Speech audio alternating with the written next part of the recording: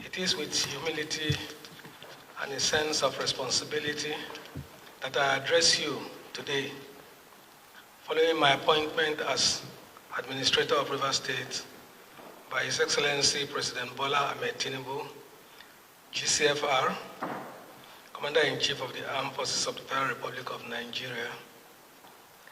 For decades, I have dedicated my life to the service of our great nation, first as a member of our armed forces, where I had the honor and privilege of serving as the 20th Indigenous Chief of the Naval Staff, and more recently, as Nigeria's High Commissioner to the Republic of Ghana. After what I believed to be my final retirement from public service, duty has once again called. I have answered not for personal ambition, but out of an abiding commitment to the peace, stability, and prosperity of Nigeria as a whole, and more specifically, Rivers State. My appointment comes at a difficult and consequential moment in history. The political impasse of nearly 2 years in Rivers State has paralyzed governance, desecrated democratic institutions, threatened security, and undermined the economic and social fabric of the state. It has deepened divisions among the people and cast a shadow of uncertainty over the future. These are realities we cannot afford to ignore. As a son of the Niger Delta, I'm one of you, and I recognize the weight of this moment, the expectations of the people, and the challenges that lie ahead. The uneasy calm that pervades the state is palpable, and I feel the weight of families, young and old, businesses that have made both little and huge investments in Rivers State, uncertain what the immediate future holds.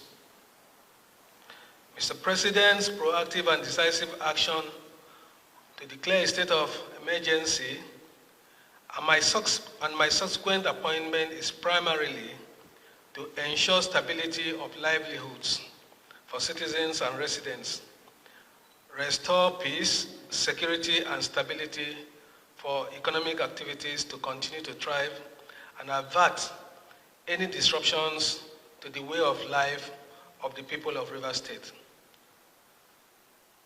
My mandate is clear: to restore law and order, stabilize the polity, and to create the necessary conditions for the full restoration of democratic institutions and representation. This is not a task for one man alone. Success will depend on the collective effort of all Rivers people, elders, political leaders, traditional rulers, faith leaders, youth, women, the media, and civil society. I do not come as a partisan actor, nor as a competitor in the struggles that have brought us to this moment. I come as a servant of the state, entrusted with the solemn duty of restoring peace and order so that Rivers State can move forward once again and reclaim its rightful place as the oil and gas capital of Nigeria, and I dare say Africa. My role here is to ensure that the lives and livelihoods of our people are not held hostage by crisis and instability.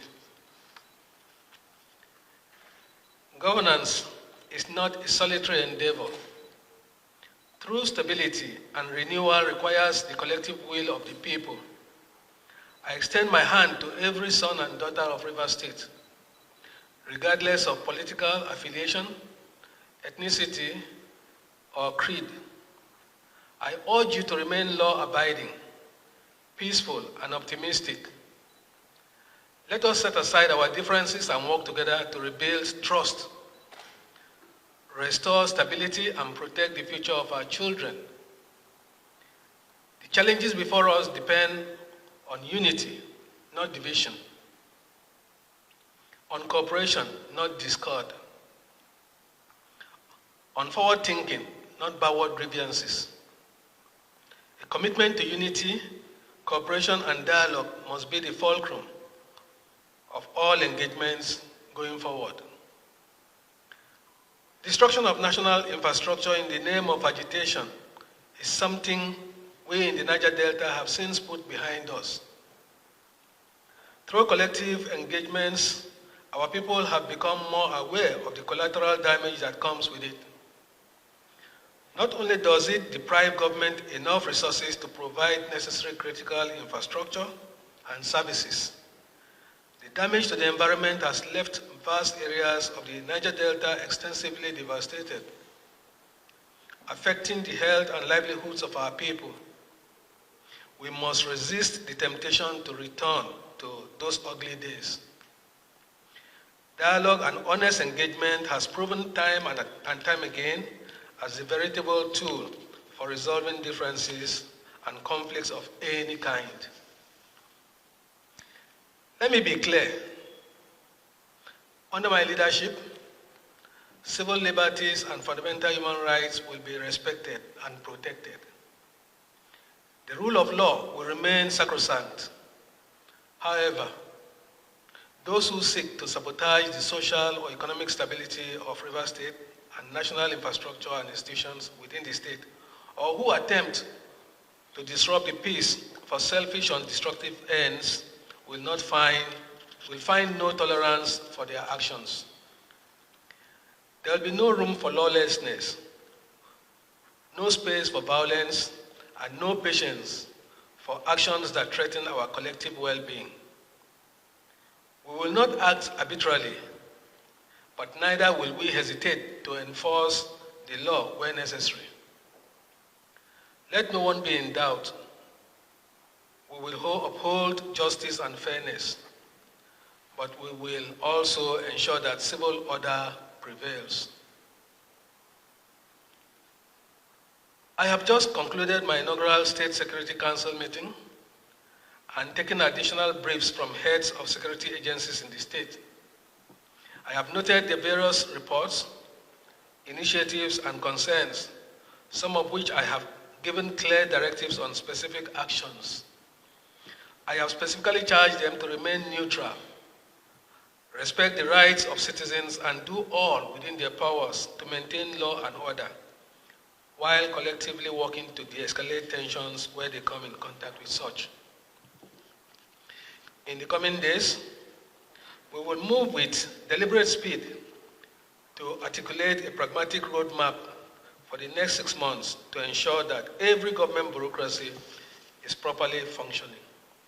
Agencies providing services to citizens and residents are doing so and engage stakeholders as mandated by Mr. President. Our objective will be clear: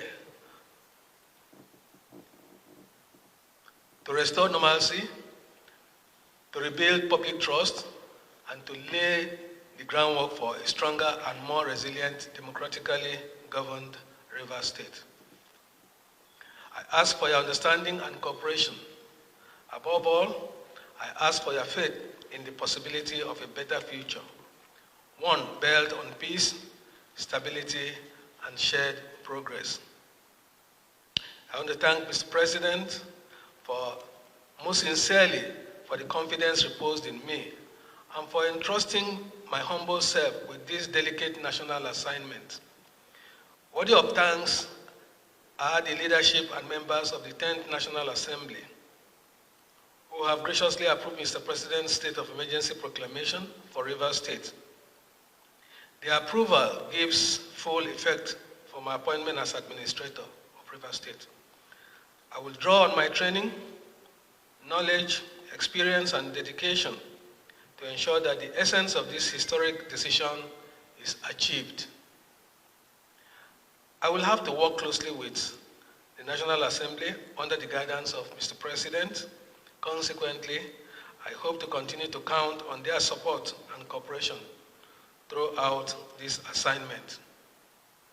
While abiding faith in God, together we will overcome these challenges. Together we will restore the dignity and the greatness of the Garden City, Rivers State. May God help us in this onerous task. May God bless Rivers State, and may God bless the Federal Republic of Nigeria. Thank you.